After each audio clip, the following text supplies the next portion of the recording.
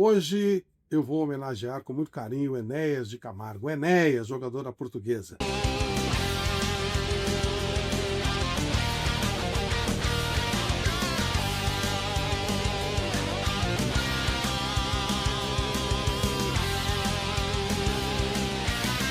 Você pode ficar bravo, mas para mim o maior jogador do século XX da Portuguesa. Você vai dizer, e o Denner? O Denner primeiro, ele era genial, tal. O Enéas era o jogador mais pragmático, mas também tinha um grande talento, era um craque. E o Denner jogou muito pouco. O Enéas não, o Enéas jogou quase uma década na Portuguesa, é o maior artilheiro do time em campeonatos brasileiros, além de ser o maior artilheiro da história da Portuguesa. E ele sempre viveu por lá, ele nasceu ali na região do Canindé, ia lá, treinava, jogou futsal, jogou em todos os times da base, mas enjoou e largou. Voltou para o mercado de trabalho, foi ser office boy. Mas o técnico da base não aceitou que aquele jogador tão promissor parasse de jogar. Foi procurar por ele, estava trabalhando de office boy, mas ele conseguiu convencer o Enéas a voltar. O Nena era um antigo jogador da Portuguesa dos anos 50 e foi o maior time que a Portuguesa teve, né? Anos 50 foi a década de ouro da Portuguesa. Então o Nena sabia o que falava.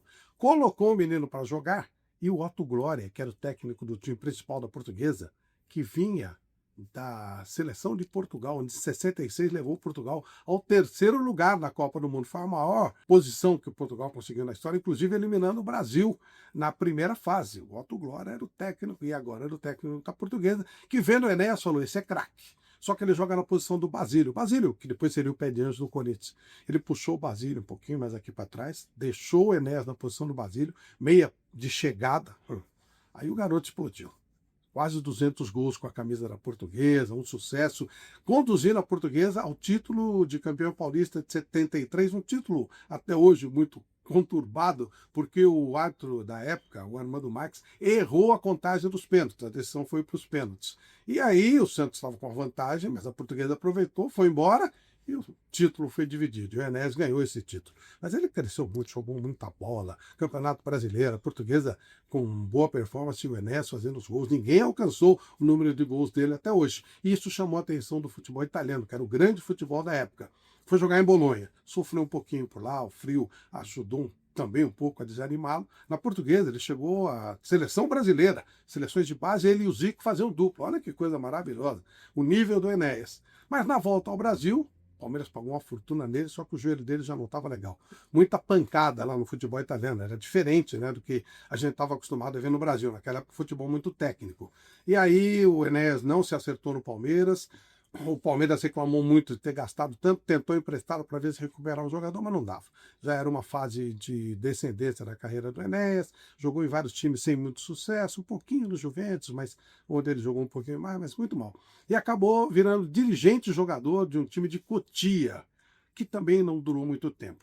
O Enéas parou com a carreira e aí ele não se achou. Começou a ter dificuldades, o que fazer da vida, o que não fazer, até que acabou sofrendo um acidente gravíssimo na Avenida Cruzeiro do Sul, perto de onde ele morava, lá perto da Portuguesa, lá na Zona Norte. Isso foi em agosto de 88. Hospitalizado, ficou muito tempo recebendo cuidados médicos, despesas muito altas, o dinheiro da família foi acabando e ele não se recuperava. Até jogo beneficente fizeram para ajudar, mas nada salvou a vida do Enéas. E dia 27 de dezembro de 88, ele morreu de uma maneira muito triste, com muita gente contestando, né, essa fatalidade com o jogador Enéas, que foi um grande jogador. No dia da morte dele, todo mundo anunciou respeitosamente que o futebol perdia um craque importante que poderia ter ido muito mais longe, mas o destino não quis assim. Mas isso não o tira desse panteão dos deuses da bola. Nossa respeitosa homenagem a Enéas, Enéas de Camargo, o Enéas da Portuguesa, o grande jogador que poderia ter sido muito mais, mas merece o nosso respeito.